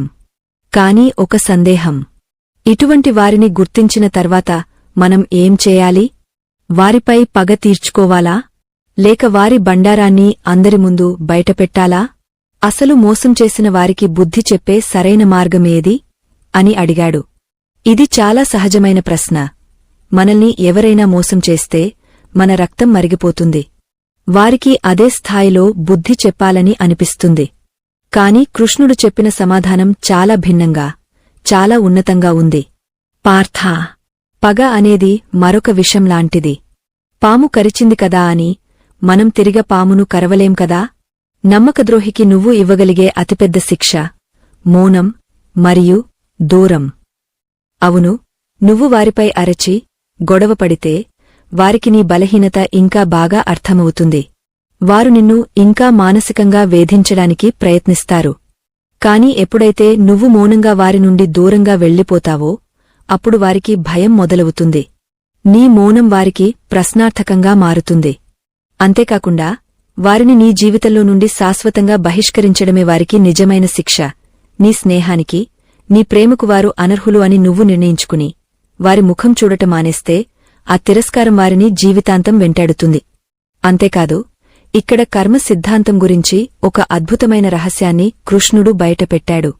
ఎవరైతే నిన్ను అన్యాయంగా మోసం చేస్తారో వారు నీ దగ్గర నుండి కేవలం డబ్బునో వస్తువునో దొంగలించలేదు.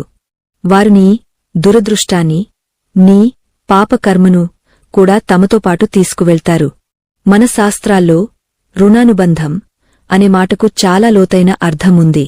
ఒక వ్యక్తి నీకు అన్యాయం చేశాడంటే గత జన్మలో లేదా ఈ జన్మలో నువ్వు అనుభవించాల్సిన ఏదో కష్టాన్ని వాడు తన భుజాలమీద వేసుకున్నాడని అర్థం. అంటే వాడు నిన్ను మోసం చేసి గెలిచానని అనుకుంటున్నాడు. కాని ఆధ్యాత్మికంగా చూస్తే వాడు ఓడిపోయాడు, నువ్వు గెలిచావు. నీ కర్మ ప్రక్షాళన జరిగింది. కాబట్టి మోసపోయామని బాధపడకు. ఒక చెడు కర్మ తొలగపోయిందని సంతోషించు. ఈ మాటలు వినగానే అర్జునుడి మనసులో ఉన్న భారం కాస్త తగ్గింది. కాని ఇంకా ఏదో వెలితి. మాధవా, నువ్వు చెప్పింది తర్కానికి బాగానే ఉంది. కాని మనసు ఊరుకోదు కదా. నమ్మినవాడు గొంతు కోస్తే వచ్చే ఆ బాధను తట్టుకోవడం ఎలా? ఆ జ్ఞాపకాల నుండి బయటపడటమేలా? దేవుడు అసలు మంచివారికి ఎందుకు ఇన్ని కష్టాలు ఇస్తాడు? ఎందుకు మోసగాళ్లను అడ్డుకోడు? అని ఆవేదనగా అడిగాడు. బహుశా మీలో కూడా చాలామందికి ఈ ప్రశ్న ఉండే ఉంటుంది. నేను ఎవరికీ ద్రోహం చేయలేదు కదా, మరి నాకే ఎందుకు ఇలా జరిగింది? దేవుడు ఎందుకు మౌనంగా చూస్తున్నాడు? దీనికి కృష్ణుడు ఒక చిరునవ్వు నవ్వి ఒక ఉదాహరణ చెప్పాడు. ఒక రైతు పొలం దున్నుతున్నప్పుడు భూమికి గాయాలు అవుతాయి. నాగలితో చీల్చుకుంటూ వెళ్తాడు. అది చూసి ఎవరైనా ఆ రైతు చాలా క్రూరమైనవాడు, భూమిని హింసిస్తున్నాడు అని అనుకుంటే అది వారి అజ్ఞానం. ఎందుకంటే ఆ రైతు భూమిని గాయపరచడం లేదు, పంట పండించడానికి సిద్ధం చేస్తున్నాడు. ఆ దున్నిన నేల నుండే రేపు బంగారు పంట వస్తుంది. అలాగే జీవితంలో వచ్చే కష్టాలు, ఎదురయ్యే మోసాలు నిన్ను నాశనం చేయడానికి కాదు, నిన్ను బలంగా తయారు చేయడానికి వస్తాయి. నమ్మకద్రోహం అనే గాయం తగిలితే తప్ప నీకు మనుషుల గురించి నిజమైన జ్ఞానం రాదు. ఎవరు నీవాళ్ళో ఎవరు కాదో తెలిసేది కష్టకాలంలోనే కదా. బంగారం మెరవాలంటే అగ్నిలో కాలాల్సిందే. అలాగే ఒక మనిషి గొప్పవాడిగా మారాలంటే ఇటువంటి ద్రోహాలను, అవమానాలను తట్టుకుని నిలబడాల్సిందే. పాండవులు ఎన్నో అవమానాలు పడ్డారు. సొంతవారే వారిని చంపడానికి ప్రయత్నించారు, అడవుల పాలు చేశారు. కాని ఆ కష్టాలే వారిని మహావీరులుగా తీర్చిదిద్దాయి. అదే పాండవులు రాజభవనంలో సుఖంగా ఉండి ఉంటే వారికి ఇంతటి కీర్తి వచ్చేదా? ధర్మం విలువ వారికి తెలిసేదా? కాబట్టి పార్థా, కష్టం వచ్చిందని కుంగపోకు. దేవుడు నిన్ను ఒక పెద్ద యుద్ధానికి, ఒక గొప్ప విజయానికి సిద్ధం చేస్తున్నాడని గుర్తుంచుకో. నీ జీవితంలో నుండి చెడ్డవాళ్లు వెళ్ళిపోతేనే మంచివాళ్లకు చోటు దొరుకుతుంది. శ్రీకృష్ణుడు చెప్పిన ఈ మాటలు ఎంత గొప్ప ధైర్యాన్ని ఇస్తున్నాయి కదా. మన జీవితంలో జరిగే ప్రతి చెడు వెనుక ఒక మంచిదాగ ఉంటుందని నమ్మడమే దైవభక్తి. మనం కన్నీళ్లు పెట్టుకుని కూర్చుంటే కాలం ఆగపోదు. మనల్ని మోసం చేసినవాడు బాగుపడడు. మనం లేచి నిలబడాలి. మన విజయం చూసి శత్రువు గుండె పగలేలా ఎదగాలి. అదే మనం వారికిచ్చే నిజమైన సమాధానం. ఇంతటి గొప్ప విషయాలు చెబుతున్న మా ఛానల్ను సబ్స్క్రైబ్ చేసుకోవడం మర్చిపోకండి. మీరు మా కుటుంబ సభ్యులుగా మారితే ఇలాంటి మరిన్ని అద్భుతమైన వీడియోలు చేయడానికి మాకు ఉత్సాహముంటుంది. అయితే కథ ఇక్కడితో అయిపోలేదు. నమ్మకద్రోహుల లక్షణాలు తెలుసుకున్నాం, వారిని ఎలా ఎదుర్కోవాలో తెలుసుకున్నాం, కర్మ సిద్ధాంతం తెలుసుకున్నాం. కాని ఒకవేళ మనమే తెలియక ఎవరికైనా ద్రోహం చేసి ఉంటే, లేదా మన కుటుంబంలో ఎవరైనా ఈ పాపం చేసి ఉంటే, ఆ పాపం మన పిల్లలకు తగలకుండా ఉండాలంటే ఏం చేయాలి? దీనికి పరిహార క్రియలు ఏమైనా ఉన్నాయా? పూర్వజన్మలో చేసిన మిత్రద్రోహ పాపం ఈ జన్మలో మనల్ని ఆర్థికంగా, ఆరోగ్యపరంగా వేధిస్తుంటే దానికి శాస్త్రం చెప్పిన పరిష్కారమేమిటి? దీని గురించి వివరిస్తూ కృష్ణుడు కొన్ని విశిష్టమైన పరిహారాలను, ధార్మిక రహస్యాలను అర్జునుడికి ఉపదేశించాడు. ఆ పరిహారాలు ఎంత శక్తివంతమైనవి అంటే, అవి చేస్తే ఎంతటి ఘోరమైన పాపమైనా కరిగిపోతుంది, దోషం తొలగిపోతుంది. కాని ఆ పరిహారాలు చేయడానికి మనసులో పూర్తి పశ్చాత్తాపముండాలి. అప్పుడే అవి ఫలిస్తాయి. మరి ఆ పరిహారాలు ఏమిటి? ఏ దేవుడిని పూజించాలి? ఏ దానం చేయాలి? ముఖ్యంగా అమావాస్య రోజున చేయవలసిన ఆ ప్రత్యేక క్రియ ఏమిటి? శ్రీకృష్ణుడు ఈ రహస్యాలను చెబుతూ, ఎవరైతే ఈ పరిహారాలను భక్తిశ్రద్ధలతో ఆచరిస్తారో వారి వంశంలో అకాల మరణాలు ఉండవు, దారిద్ర్యముండదు, శత్రువుల నుండి రక్షణ లభిస్తుంది అని వాగ్దానం చేశాడు.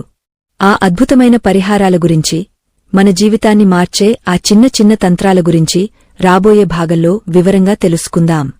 మీ ఇంట్లో ఎవరికైనా తరచుగా అనారోగ్యం వస్తున్నా, లేదా ఎంత సంపాదించినా డబ్బు నిలవడం లేదన్నా, బహుశా అది ఈ దోష ప్రభావమే కావచ్చు.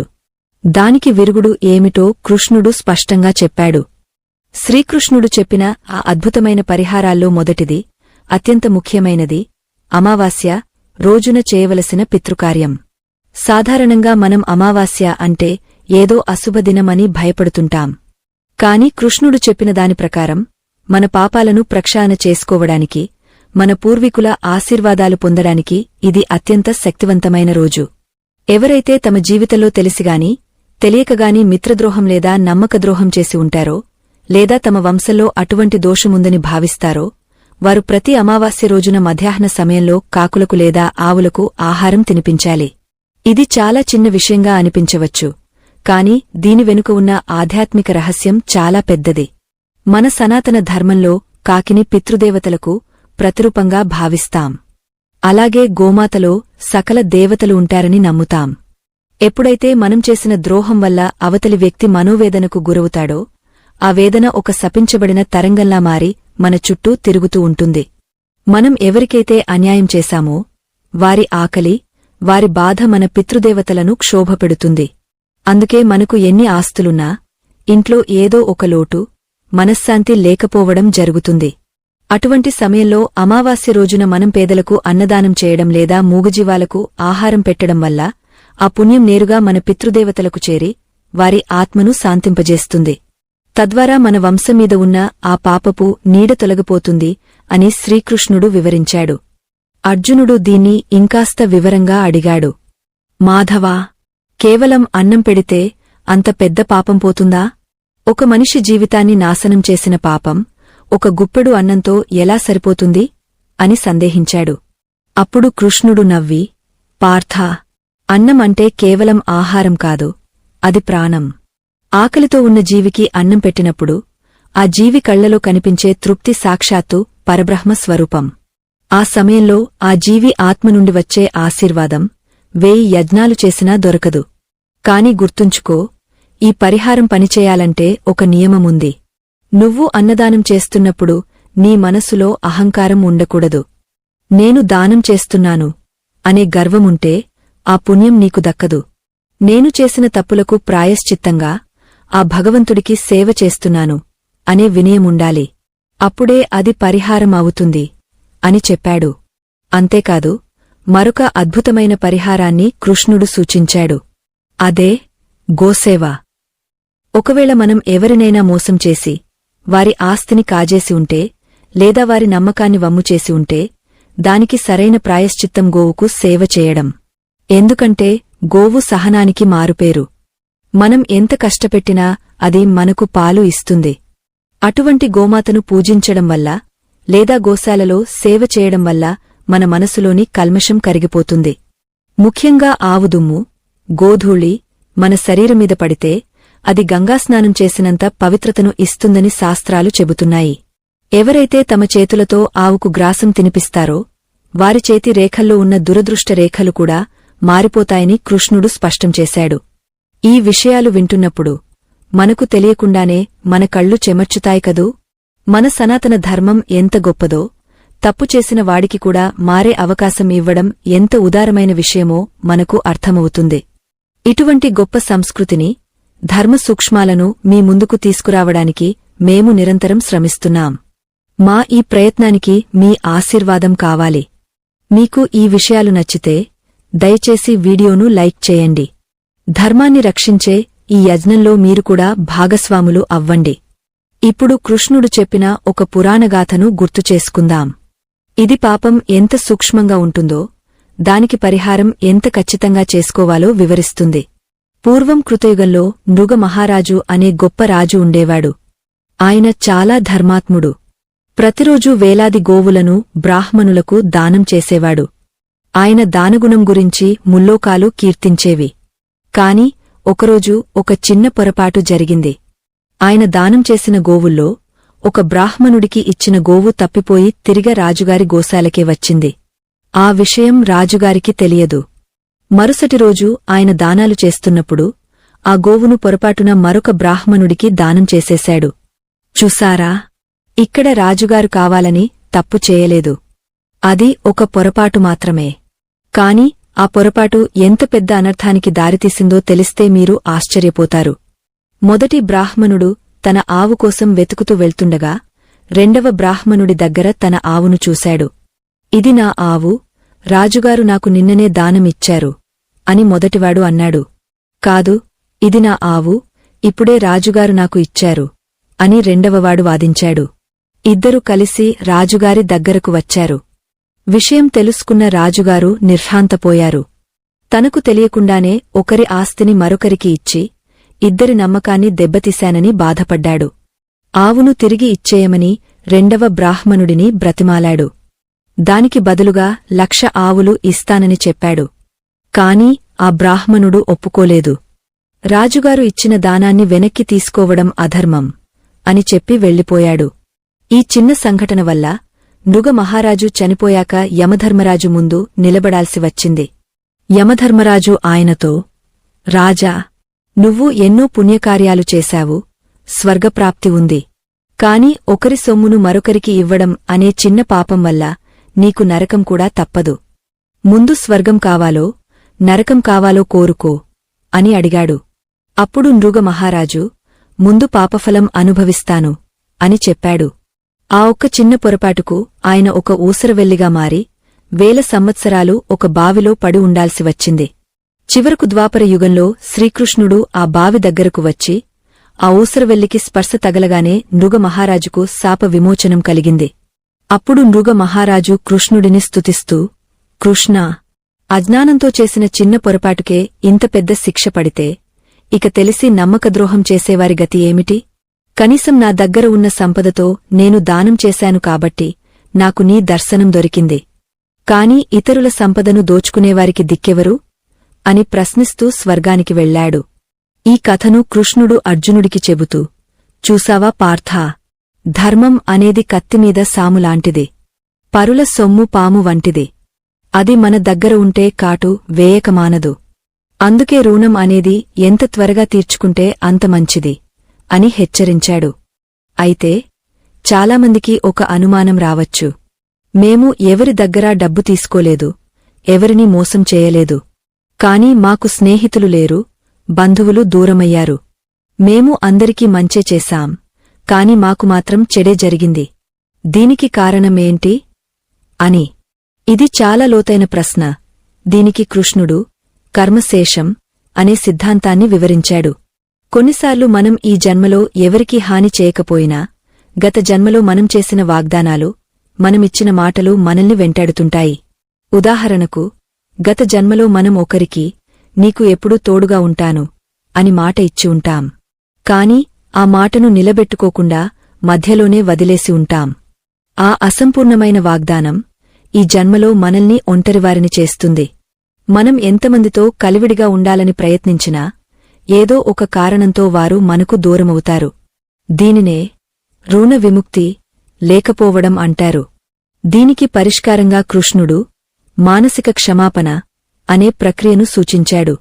ఇది చాలా శక్తివంతమైనది. ప్రతిరోజూ రాత్రి పడుకునే ముందు కళ్ళు మూసుకుని మనస్ఫూర్తిగా ఈ జన్మలోగాని గత జన్మల్లోగాని తెలిసిగాని తెలియకగాని నేను ఎవరినైనా బాధపెట్టి ఉంటే, ఎవరి నమ్మకాన్నైనా వమ్ము చేసి ఉంటే ఆ జీవాత్మలందరూ నన్ను క్షమించుగాక. అలాగే నన్ను బాధపెట్టిన వారిని కూడా నేను మనస్ఫూర్తిగా క్షమిస్తున్నాను. నాకు ఎవరిమీదా ద్వేషం లేదు, ఎవరికీ నామీద ద్వేషం వద్దు అని ప్రార్థించాలి. ఇలా ప్రతిరోజూ చేయడం వల్ల మన అంతరాత్మలో ఉన్న పాపపు మచ్చలు నెమ్మదిగా తొలగిపోతాయి. విశ్వంలో ఉన్న పాజిటివ్ ఎనర్జీ మనకు రక్షణగా నిలుస్తుంది. ఇది సైకలాజికల్గా కూడా మనిషికి ఎంతో ప్రశాంతతను ఇస్తుంది. ద్వేషం అనే బరువును దింపుకుంటేనే కదా మనం ప్రయాణం సాగించగలం.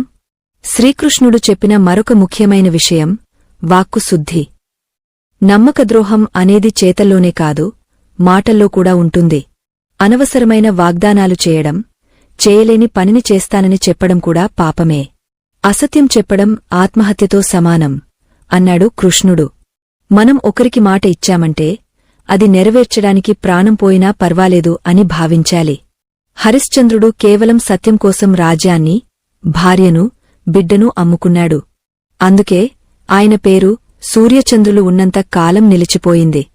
కాని ఈ కలియుగంలో అబద్ధమాడితేనే బ్రతకగలం అనే భ్రమలో మనుషులు ఉన్నారు. అది తాత్కాలికంగా లాభాన్ని ఇవ్వొచ్చు, కాని శాశ్వతమైన నష్టాన్ని కలిగిస్తుంది. నిజాయితీగా బ్రతికేవాడికి కష్టాలు రావని కృష్ణుడు చెప్పలేదు. నిజానికి నిజాయితీపరుడికే ఎక్కువ పరీక్షలు ఎదురవుతాయి. కాని ఆ పరీక్షల్లో గెలిచినప్పుడు వచ్చే ఆత్మసంతృప్తి ఆ భగవంతుడి అనుగ్రహం వెలకట్టలేనిది. పాండవులు అరణ్యవాసంలో ఉన్నప్పుడు ద్రౌపది కృష్ణుడిని అడిగింది, కృష్ణా, మేము ధర్మాన్నే నమ్ముకున్నాం కదా, మరి మాకెందుకు ఇన్ని కష్టాలు? ఆ కౌరవులు అధర్మం చేస్తున్నా ఎందుకు సుఖంగా ఉన్నారు అని. అప్పుడు కృష్ణుడు, అమ్మా, కౌరవులు తమ పుణ్యాన్ని సుఖాల రూపంలో ఖర్చు చేసుకుంటున్నారు. వారి ఖాతా ఖాళీ అవుతోంది. కాని మీరు కష్టాల రూపంలో మీ పాపాన్ని కడిగేసుకుంటున్నారు. రేపు మీకు మిగిలేది కేవలం స్వచ్ఛమైన పుణ్యం మాత్రమే. అందుకే అంతిమ విజయం మీదే అవుతుంది అని ఓదార్చాడు. ఈ మాట మనందరికీ ఒక పెద్ద భరోసా. మనం నిజాయితీగా ఉండి కూడా కష్టపడుతున్నామంటే దేవుడు మన కర్మను ప్రక్షాళన చేస్తున్నాడని అర్థం. మనకు రాబోయే గొప్ప భవిష్యత్తుకు పునాది వేస్తున్నాడని నమ్మాలి.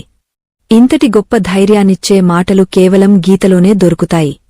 మన జీవితాన్ని మార్చే ఈ ప్రయాణంలో మీరు మాతో ఉన్నందుకు సంతోషం. మీ అభిప్రాయాలను కామెంట్లలో తెలియజేయండి. అది మాకు ఎంతో ప్రోత్సాహాన్నిస్తుంది. అయితే ఇప్పటివరకు మనం వ్యక్తుల మధ్య జరిగే నమ్మకద్రోహం గురించి మాట్లాడుకున్నాం. కాని వీటన్నింటికంటే ప్రమాదకరమైనది మనకు తెలియకుండానే మనం చేస్తున్న మరొక ద్రోహం ఉంది. అదే ఆత్మవంచన, లేదా మనల్ని మనం మోసం చేసుకోవడం.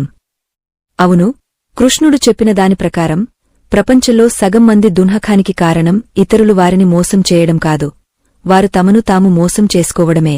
ఇది వినడానికి వింతగా ఉండొచ్చు, కాని ఇది చేదు నిజం. మనకు నచ్చని ఉద్యోగం చేస్తూ సంతోషంగా ఉన్నట్లు నటించడం, నచ్చని బంధంలో ఉంటూ ప్రేమిస్తున్నట్లు నటించడం, మనస్సాక్షికి విరుద్ధంగా ప్రవర్తించడం, ఇవన్నీ ఆత్మవంచన కిందకే వస్తాయి.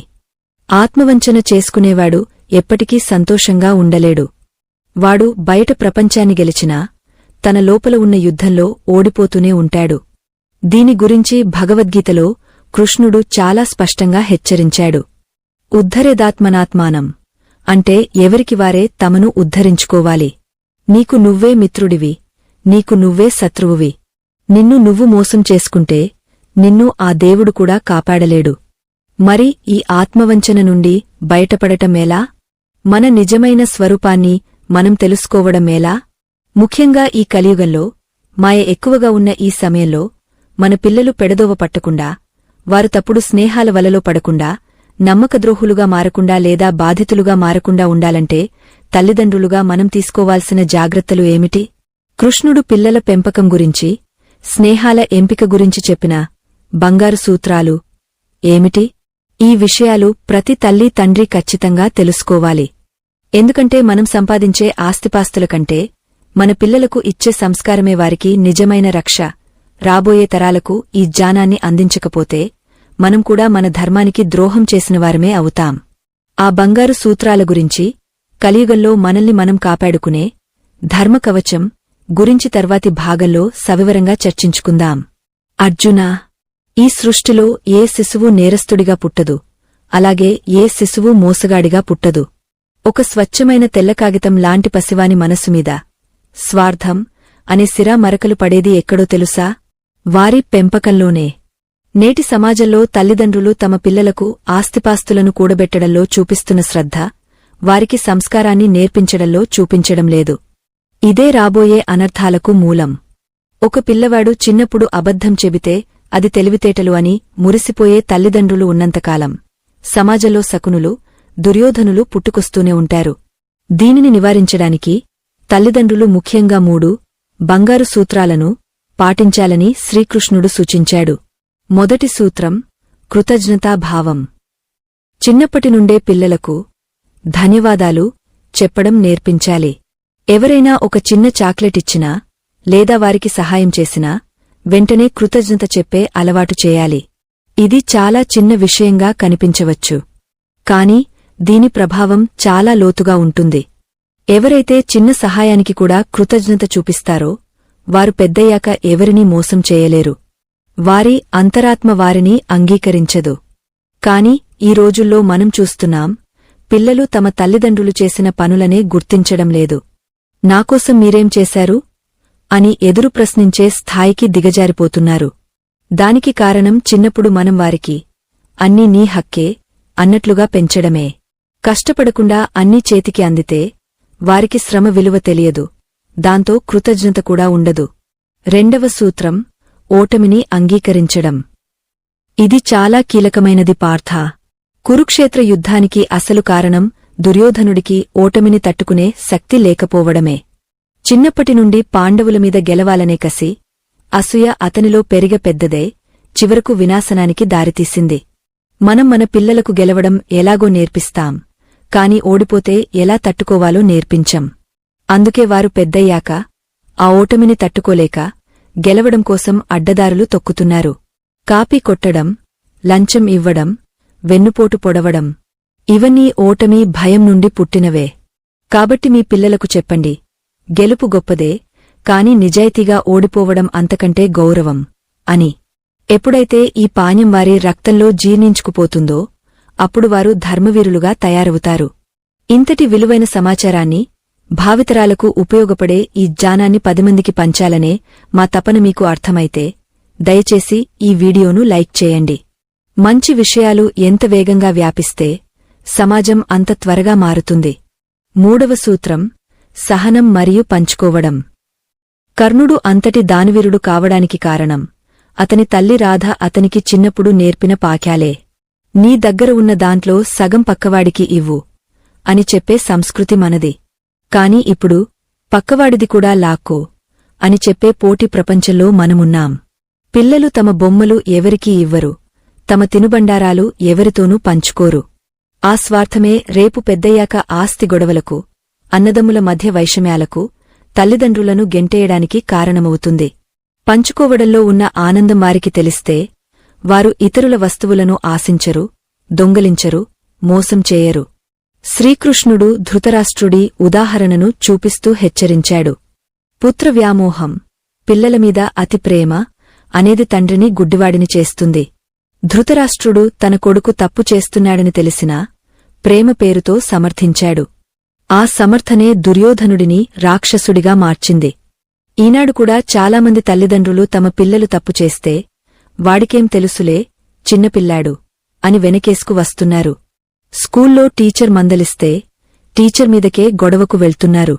ఇది మీ పిల్లలను రక్షించడం కాదు, వారిని భవిష్యత్తు నేరస్తులుగా మార్చడమే.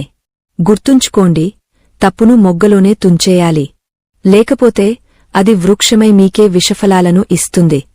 అర్జునా, ఇక ఆత్మవంచన గురించి మాట్లాడుకుందాం. మనిషి ఇతరులను మోసం చేస్తే లోకం శిక్షిస్తుంది, కాని తనను తాను మోసం చేసుకుంటే కాలం శిక్షిస్తుంది. ఆత్మవంచన అంటే ఏమిటి? మన శక్తి సామర్థ్యాలు మనకు తెలుసు.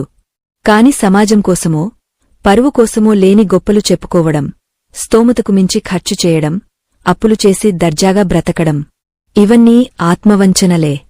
రావణుడు తనను తాను సర్వశక్తిమంతుడిగా ఊహించుకున్నాడు.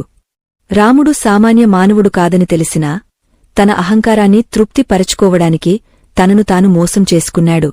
నేను గెలుస్తాను అనేది నమ్మకం. నేను మాత్రమే గెలుస్తాను, ఎదుటివాడు అల్పుడు అనుకోవడం ఆత్మవంచన. ఈ ఆత్మవంచన వల్లే చాలామంది జీవితాలు నాశనమవుతున్నాయి. ప్రేమలో కూడా ఇదే జరుగుతుంది. అవతలి వ్యక్తి మనకు సరైనవారు కాదని మనసు చెబుతూనే ఉంటుంది. వారి ప్రవర్తనలో లోపాలు కనిపిస్తూనే ఉంటాయి.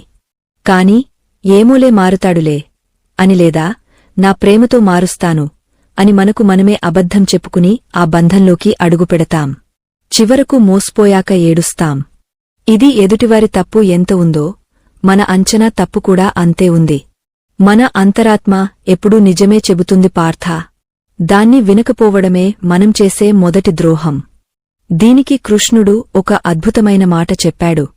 నీ అంతరాత్మ ఆ పరమాత్ముడి స్వరూపం. ఎప్పుడైతే నువ్వు ఏదైనా తప్పు చేయబోతున్నావో లేదా తప్పుడు వ్యక్తిని నమ్మబోతున్నావో నీ గుండెలో ఒక చిన్న అలజడి మొదలవుతుంది. ఒక రకమైన భయం కలుగుతుంది. అదే దైవ సంకేతం. ఆ సంకేతాన్ని గమనించు. ఆగపో. అంతరాత్మ హెచ్చరికను లెక్కచేయనివాడు ఎంతటి మేధావి అయినా గోతిలో పడక తప్పదు. ఎంత గొప్ప మాట కదూ. మన జీవితంలో ఎన్నోసార్లు నాకు అప్పుడే అనిపించింది ఏదో తేడాగా ఉందని అని మనం అనుకుంటాం. అనిపించడం అనేదే దేవుడి భాష. దాన్ని అర్థం చేసుకోవడమే నిజమైన జ్ఞానం.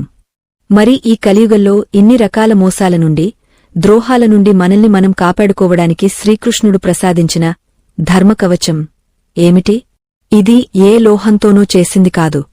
ఇది మన ప్రవర్తనతో నిర్మించుకునేది. ఈ కవచంలో 4 పొరలు ఉంటాయి.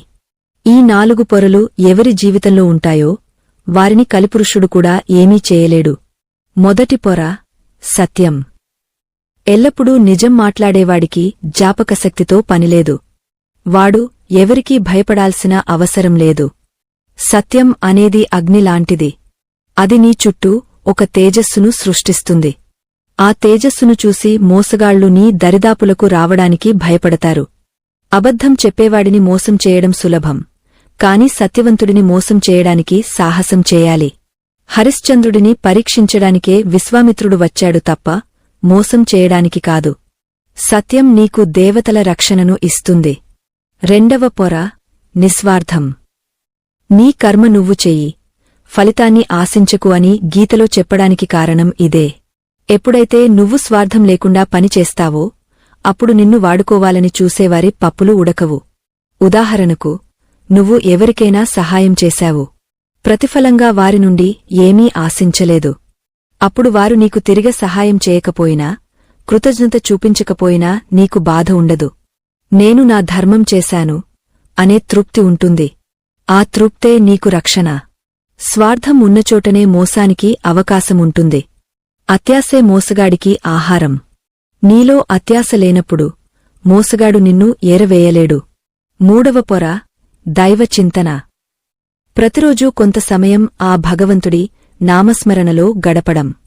ఇది నీ మనస్కు ఒక షీల్డ్లా పనిచేస్తుంది. కలియుగంలో నామస్మరణకు మించిన శక్తి లేదు. నువ్వు దేవుడిని నమ్మితే దేవుడు నీకు కవచమై నిలుస్తాడు. ద్రౌపది నిండు సభలో అవమానపాలు అవుతున్నప్పుడు ఆమెకు ఏ అస్త్రశస్త్రాలు రక్షణ ఇవ్వలేదు. కేవలం కృష్ణ అనే నామమే ఆమె మానాన్ని కాపాడింది. నమ్మిన వారిని దేవుడు పరీక్షిస్తాడు కాని ఎప్పుడూ విడడు. ఈ నమ్మకమే నీకు మూడవ రక్షణ పొర. ఇలాంటి ధార్మిక విషయాలు వినడం వల్ల మన మనసు ప్రశాంతంగా మారుతుంది కదా. ఈ ప్రశాంతత మీ స్నేహితులకు, బంధువులకు కూడా దక్కాలంటే ఈ వీడియోను వారితో పంచుకోండి. మంచిని పంచడం కూడా దైవకార్యమే. నాలుగవ పొర మరియు అత్యంత ముఖ్యమైనది సత్సంగం. అంటే మంచివారి సాహచర్యం. శ్రీకృష్ణుడు ఉద్ధవుడితో చెబుతూ, నీవు ఎవరితో తిరుగుతున్నావో అనేదే నీ భవిష్యత్తును నిర్ణయిస్తుంది అన్నాడు. ఒక ఇనుము ముక్క నీటిలో వేస్తే మునిగిపోతుంది. కాని అదే ఇనుమును ఒక చెక్కకు కడితే నీటిపై తేలుతుంది. ఇక్కడ చెక్క అంటే సజ్జనులు, ఇనుము అంటే మనం మంచివారితో ఉంటే సంసార సాగరాన్ని సులభంగా దాటగలం. అదే దుర్మార్గులతో ఉంటే రాతిని కట్టుకుని బావిలో దూకినట్లే. శకుని సాహచర్యం కౌరవులను ముంచేసింది. కృష్ణుడి సాహచర్యం పాండవులను గెలిపించింది. కాబట్టి నీ స్నేహితులను, నీ చుట్టూ ఉన్నవారిని జాగ్రత్తగా ఎంచుకో. నీ చుట్టూ ఉన్న 5 వ్యక్తుల సగటు వ్యక్తిత్వమే నువ్వు. అర్జునా, ఈ 4 పొరల కవచాన్ని ధరించినవాడు ఈ ప్రపంచంలో ఎక్కడైనా ఎప్పుడైనా ధైర్యంగా బ్రతకగలడు. వాడికి శత్రువుల భయముండదు, ద్రోహుల భయముండదు. ఎందుకంటే ధర్మం వాడి పక్షాన ఉంటుంది. యతో ధర్మః తతో జయః. ఎక్కడ ధర్మముంటుందో అక్కడ విజయముంటుంది అని ఇందుకే అంటారు. అయితే చివరిగా ఒక ప్రశ్న మిగిలి ఉంది. ఇవన్నీ విన్నాక, తెలుసుకున్నాక కూడా మనిషి తన కర్మను పూర్తిగా జయించగలడా? అసలు ఈ పాప పుణ్యాల చక్రం నుండి, ఈ జనన మరణాల చక్రం నుండి శాశ్వతంగా బయటపడే మార్గం లేదా? మళ్లీ పుడితే మళ్లీ మోసిపోతామేమో, మళ్లీ కష్టాలు వస్తాయేమో అనే భయముంటుంది కదా? అసలు కృష్ణుడు తన భక్తులకు ఇచ్చే అంతిమవరం ఏమిటి? ఈ నమ్మకద్రోహం అనే పాపం అంటకుండా తామరాకుమీద నీటిబొట్టులా జీవిస్తూ చివరకు ఆ పరమాత్ముడిని చేరుకోవడం ఎలా? దీనికి శ్రీకృష్ణుడు గీతాచార్యుడిగా చెప్పిన పరమరహస్యం ఒకటి ఉంది. అది ఎంత సులభమైనది అంటే కేవలం ఒక్క క్షణంలో నీ జీవితాన్ని మార్చేయగలదు. కాని దాన్ని అర్థం చేసుకోవడానికి సంపూర్ణ శరణాగతి కావాలి. ఆ రహస్యాన్ని తెలుసుకుంటే ఇక నీకు ఈ ప్రపంచంలో ఏదీ అసాధ్యం కాదు. నువ్వు దేనికీ భయపడాల్సిన పనిలేదు. సాక్షాత్తు ఆ కృష్ణుడే నీ సారథిగా మారి నీ జీవిత రథాన్ని నడిపిస్తాడు. ఆ అద్భుతమైన ముగింపును, ఆ మోక్షమార్గాన్ని మరియు ఈ మొత్తం చర్చ యొక్క సారాంశాన్ని మనం చివరి భాగంలో తెలుసుకుందాం. ఇది కేవలం ఒక వీడియో ముగింపు కాదు, మీ కొత్త జీవితానికి ఆరంభం కాబోతోంది. శ్రీకృష్ణుడు స్వయంగా తన నోటితో చెప్పిన చరమశ్లోకం యొక్క అర్థం తెలిస్తే మీ జన్మ ధన్యమవుతుంది. రండి, ఆ దివ్యమైన అనుభూతిని చివరి భాగంలో పొందుదాం. శ్రీకృష్ణుడు అర్జునుడికి గీతాచార్యుడిగా ఉపదేశించిన ఆ పరమ రహస్యం, ఆ అంతిమ సత్యం ఏమిటంటే శరణాగతి. దీనిని భగవద్గీతలో చరమశ్లోకం ద్వారా వివరించాడు. సర్వధర్మాన్ పరిత్యజ్య మామేకం శరణం వ్రజ, అహం త్వా సర్వపాపేభ్యో మోక్షయిష్యామి మా శుచః. దీని అర్థం చాలా లోతైనది. అర్జునా, అన్ని ధర్మాలను, అన్ని రకాల కర్మలను, నీ అహంకారాన్ని, నీ భయాలను వదిలేసి నన్ను మాత్రమే శరణు కోరు. నిన్ను అన్ని పాపాల నుండి నేను విముక్తిని చేస్తాను, నువ్వు దుఃఖించవద్దు అని ఆ పరమాత్ముడు మాట ఇచ్చాడు. ఇక్కడ అన్ని పాపాల నుండి అనే మాటలో నమ్మకద్రోహం, కృతజ్ఞత, హత్య, దోపిడీ ఇలాంటి సమస్త పాపాలు ఉన్నాయి. అంటే మనిషి సంపూర్ణంగా దేవుడిని నమ్మినప్పుడు ఆ పాప ప్రక్షాళన బాధ్యతను దేవుడే తీసుకుంటాడు. కాని ఇక్కడ మనం ఒక విషయాన్ని చాలా జాగ్రత్తగా అర్థం చేసుకోవాలి. శరణాగతి అంటే చేతులు ముడుచుకుని కూర్చోవడం కాదు. శరణాగతి అంటే నేను చేస్తున్నాను అనే భావనను వదిలేయడం. మనం ఉదయం లేచిన దగ్గర నుండి రాత్రి పడుకునే వరకు చేసే ప్రతి పనిని, అది చిన్నదైనా పెద్దదైనా ఆ కృష్ణుడికి అర్పితం చేయాలి. మనం అన్నం తింటున్నా, ఉద్యోగం చేస్తున్నా, లేదా ఎవరికైనా సహాయం చేస్తున్నా, ఇది కృష్ణుడి పని, నేను కేవలం ఒక సాధనాన్ని మాత్రమే అని అనుకోవాలి. ఎప్పుడైతే నేను అనే భావన పోతుందో అప్పుడు నాది అనే స్వార్థం పోతుంది. స్వార్థం పోయినప్పుడు నమ్మకద్రోహం చేసే ఆలోచనే మనసులోకి రాదు. అలాగే ఎవరైనా మనల్ని మోసం చేసినా, ఇది నా కృష్ణుడి నిర్ణయం, ఇందులో ఏదో మంచి ఉంటుంది అని స్వీకరించే స్థితప్రజ్ఞత వస్తుంది. ఈ స్థితినే శ్రీకృష్ణుడు తామరాకుమీద నీటిబొట్టు తో పోల్చాడు. తామర పువ్వు బురదలో పుడుతుంది, నీటిలో పెరుగుతుంది. కాని దాని ఆకుమీద ఒక్క నీటి చుక్క కూడా నిలవదు. అది నీటిలోనే ఉన్నా నీటిని అంటించుకోదు. అలాగే మనం కూడా ఈ సంసారం అనే బురదలో, మోసాలు అనే నీటి మధ్యలో బ్రతకాలి. కాని ఆ మోసాలను, ఆ కష్టాలను మన మనస్కు అంటించుకోకూడదు. ఎవరైనా నిన్ను పొగడితే పొంగపోకూడదు, తిడితే కుంగపోకూడదు. ఎందుకంటే ఆ పొగడ్త, ఆ నింద రెండూ ఆ కృష్ణుడికే చెందుతాయి. ఈ నిర్లిప్తత ఎవరికి వస్తుందో వారు ఈ కలియుగంలో కూడా స్వర్గంలో ఉన్నట్లే బ్రతుకుతారు. అయితే అర్జునా, ఈ స్థితిని చేరుకోవడం అంత సులభం కాదు. దీనికి నిరంతర సాధన కావాలి. ఆ సాధనే విశ్వాసం. ద్రౌపది వస్త్రాపహరణం జరుగుతున్నప్పుడు ఆమె మొదట తన భర్తలను నమ్మింది, వారు కాపాడలేదు. పెద్దలను నమ్మింది, వారు మౌనంగా ఉన్నారు. చివరకు తన బలాన్ని నమ్మి చీరను గట్టిగా పట్టుకుంది, అది కూడా లాభం లేకపోయింది. ఎప్పుడైతే ఆమె 2 చేతులూ ఎత్తి, కృష్ణా, నువ్వే దిక్కు, నాకు ఎవరూ లేరు అని పూర్తిగా శరణు కోరిందో అప్పుడు అక్షయమైన వస్త్రం వచ్చి ఆమెను కాపాడింది. అంటే మన నమ్మకం 99% 1% అనుమానమున్నా దేవుడు రక్షించడు. నమ్మకం అనేది 100% ఉండాలి. మన జీవితంలో వచ్చే కష్టాలు కూడా మన నమ్మకాన్ని పరీక్షించడానికే వస్తాయి. ఆ పరీక్షలో గెలిచినవాడికే మోక్షం లభిస్తుంది. ఇంతటి అద్భుతమైన, మనస్కు హత్తుకునే విషయాలను మీతో పంచుకోవడం నాకు చాలా ఆనందంగా ఉంది. ఈ ధార్మిక ప్రయాణంలో మీరు మాతో ఉన్నందుకు కృతజ్ఞతలు. ఈ వీడియో సిరీస్ మీకు నచ్చినట్లయితే దయచేసి ఒక్క లైక్ చేసి మాకు మీ మద్దతును తెలియజేయండి. మీరు చేసే ఆ చిన్న పని మాకు మరిన్ని మంచి వీడియోలు చేయడానికి కొండంత బలాన్ని ఇస్తుంది. శ్రీకృష్ణుడు అర్జునుడికి మరొక రహస్యాన్ని చెబుతూ పాపభీతి గురించి వివరించాడు. మనిషికి దేవుడి భయం లేకపోయినా పర్వాలేదు, కాని పాపమంటే భయముండాలి. నేను ఈ పని చేస్తే దానికి తగిన శిక్ష అనుభవించాల్సి వస్తుంది అనే స్పృహ ఉంటే చాలు, సమాజంలో నేరాలు సగానికి తగ్గిపోతాయి. కాని ఈనాడు మనిషికి ఆ భయం పోయింది. డబ్బు ఉంటే దేన్నైనా కొనొచ్చు, చట్టాన్ని కూడా తప్పించుకోవచ్చు అనే అహంకారం పెరిగింది. కాని వారు మర్చిపోతున్న విషయమేంటంటే చిత్రగుప్తుడి చిట్టాలో ఏదీ చెరిగపోదు. అక్కడ లంచాలు పనిచేయవు, సిఫార్సులు ఉండవు. చేసిన ప్రతి ద్రోహానికి వడ్డీతో సహా చెల్లించుకోవాల్సిందే.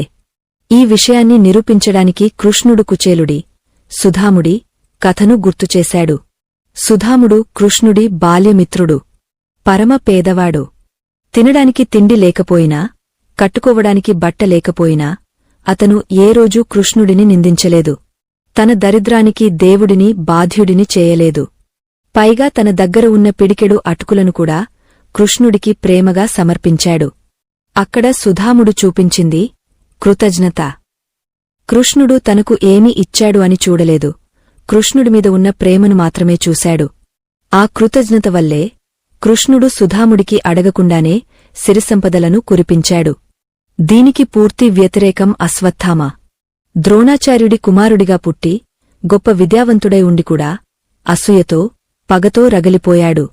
నిద్రిస్తున్న ఉపపాండవులను చంపి నమ్మకద్రోహానికి పాల్పడ్డాడు. బాలురను చంపడం అనేది యుద్ధ నియమాలకు విరుద్ధం, అది ఘోరమైన పాపం అని తెలిసికూడా చేశాడు. ఫలితంగా ఏమైంది? శ్రీకృష్ణుడి చేత శపించబడ్డాడు. నీ శరీరం నుండి రక్తం, చీము కారుతూ ఎవరు నీ దరిదాపులకు రాకుండా, ఒంటరిగా చావురాక 1000 సంవత్సరాలు ఈ భూమిమీద తిరుగుతూ ఉండు అని కృష్ణుడు శపించాడు. చూసారా? కృతజ్ఞత చూపిన సుధాముడికి స్వర్గభోగాలు దక్కాయి, నమ్మకద్రోహం చేసిన అశ్వత్థామకు నరకయాతన దక్కింది. మన పిల్లలకు మనం ఈ 2 ఉదాహరణలను చూపించాలి. నువ్వు సుధాముడిలా ఉంటావా, అశ్వత్థామలా మారుతావా అని అడగాలి. అర్జునా, ఈ ప్రపంచంలో అతిపెద్ద పాపం నమ్మకద్రోహమైతే అతిపెద్ద పుణ్యం విశ్వాసం. ఒక మనిషిని నమ్మడం కాదు, ఆ మనిషి రూపంలో ఉన్న దైవాన్ని నమ్మడం. మనం ఎవరికైనా సహాయం చేసినప్పుడు నేను ఆ వ్యక్తికి సహాయం చేశాను అని అనుకోకూడదు. నా ద్వారా ఆ దేవుడు ఆ వ్యక్తికి సహాయం అందించాడు అని అనుకోవాలి. అలాగే ఎవరైనా మనకు సహాయం చేసినప్పుడు ఆ వ్యక్తి రూపంలో దేవుడే నాకు అండగా నిలబడ్డాడు అని భావించాలి. ఈ ఒక్క ఆలోచన మన జీవితాన్ని సమూలంగా మార్చేస్తుంది. అప్పుడు మనకు మనుషులమీద ద్వేషముండదు, కేవలం ప్రేమ మాత్రమే ఉంటుంది. చివరగా కృష్ణుడు అర్జునుడికి ఒక హెచ్చరిక చేశాడు. కలియుగంలో ధర్మం ఒంటి కాలిమీద నడుస్తుంది. అంటే 175% అధర్మమే ఉంటుంది. అటువంటి సమయంలో ధర్మంగా బ్రతకడం అంటే నిప్పులమీద నడిచినట్లే. చాలా కష్టంగా ఉంటుంది. చాలామంది నిన్ను ఎగతాళి చేస్తారు, పిచ్చివాడు అంటారు. కాని నువ్వు చలించకు. ఎందుకంటే ఆ సమయంలో నువ్వు చూపించే ధైర్యమే నీకు రక్ష. సముద్రం ఎంత ఉప్పగా ఉన్నా అందులో ఉండే చేపలు ఉప్పగా ఉండవు. అలాగే సమాజం ఎంత చెడిపోయినా నువ్వు మాత్రం స్వచ్ఛంగా ఉండాలి. బురదలో ఉన్న పద్మంలా వికసించాలి. ఈ మొత్తం చర్చను ఒక్కసారి సింహావలోకనం చేసుకుందాం. ప్రపంచంలో అతిపెద్ద పాపం నమ్మకద్రోహం మరియు కృతజ్ఞత. దీనికి వచ్చే శిక్ష కేవలం నరకంలోనే కాదు, ఈ జన్మలో కూడా మానసిక అశాంతి రూపంలో, వంశపారంపర్య రోగాల రూపంలో వెంటాడుతుంది. ఈ పాపం నుండి బయటపడాలంటే పశ్చాత్తాపం ఒక్కటే మార్గం. అమావాస్య రోజున అన్నదానం, గోసేవ చేయడం ద్వారా కొంత ఉపశమనం పొందవచ్చు. మోసగాళ్లను గుర్తించడానికి వారి అతివినయం, అసూయ, స్వార్థం వంటి లక్షణాలను గమనించాలి. మన పిల్లలను కృతజ్ఞతాభావంతో, ఓటమిని అంగీకరించే మనస్తత్వంతో పెంచాలి. చివరిగా అన్నింటినీ ఆ పరమాత్ముడికి వదిలేసి ఫలితాన్ని ఆశించకుండా ధర్మబద్ధంగా బ్రతకాలి. ఈ విషయాలన్నీ మన పురాణాల సారం. ఇవి కేవలం కథలు కావు, మన జీవన విధానాన్ని సరిదిద్దే కరదీపికలు. మనం మారితే మన కుటుంబం మారుతుంది, మన కుటుంబం మారితే రేపటి సమాజం మారుతుంది. ఆ మార్పు మీ నుండే మొదలవ్వాలి. ఈ రోజు మీరు తీసుకునే ఒక చిన్న నిర్ణయం, నేను ఎవరికీ ద్రోహం చేయను, నాకు సహాయం చేసిన వారిని ఎప్పటికీ మర్చిపోను అనే ఆ ప్రతిజ్ఞ మిమ్మల్ని మహాత్ములుగా మారుస్తుంది. జీవితం చాలా చిన్నది. ఉన్నన్నాళ్ళు నలుగురితో నవ్వుతూ, నలుగురిని నవ్విస్తూ బ్రతుకుదాం. ఎవరి నమ్మకాన్ని గెలుచుకోవడం చాలా కష్టం, కాని పోగొట్టుకోవడం చాలా సులభం. గాజు గ్లాసు పగిలితే మళ్లీ అతికించలేం, అలాగే నమ్మకం కూడా. కాబట్టి జాగ్రత్తగా ఉండండి. మీ మాట మీ సంతకం కావాలి, మీ ప్రవర్తన మీ చిరునామా కావాలి. శ్రీకృష్ణుడు చెప్పిన ఈ అమృతవాక్కులను మీ హృదయంలో భద్రపరుచుకోండి. కష్టాల్లో ఉన్నప్పుడు ఇవే మీకు దారి చూపిస్తాయి. మీ అందరి జీవితాల్లో ఆ కృష్ణ పరమాత్ముడి ఆశీస్సులు ఎల్లప్పుడూ ఉండాలని, మీరందరూ సుఖసంతోషాలతో, ఆయురారోగ్యాలతో వర్ధిల్లాలని మనస్ఫూర్తిగా కోరుకుంటున్నాను. ధర్మో రక్షతి రక్షితః. ధర్మాన్ని మనం కాపాడితే ఆ ధర్మం మనల్ని కాపాడుతుంది. ఇది ముమ్మాటికీ సత్యం.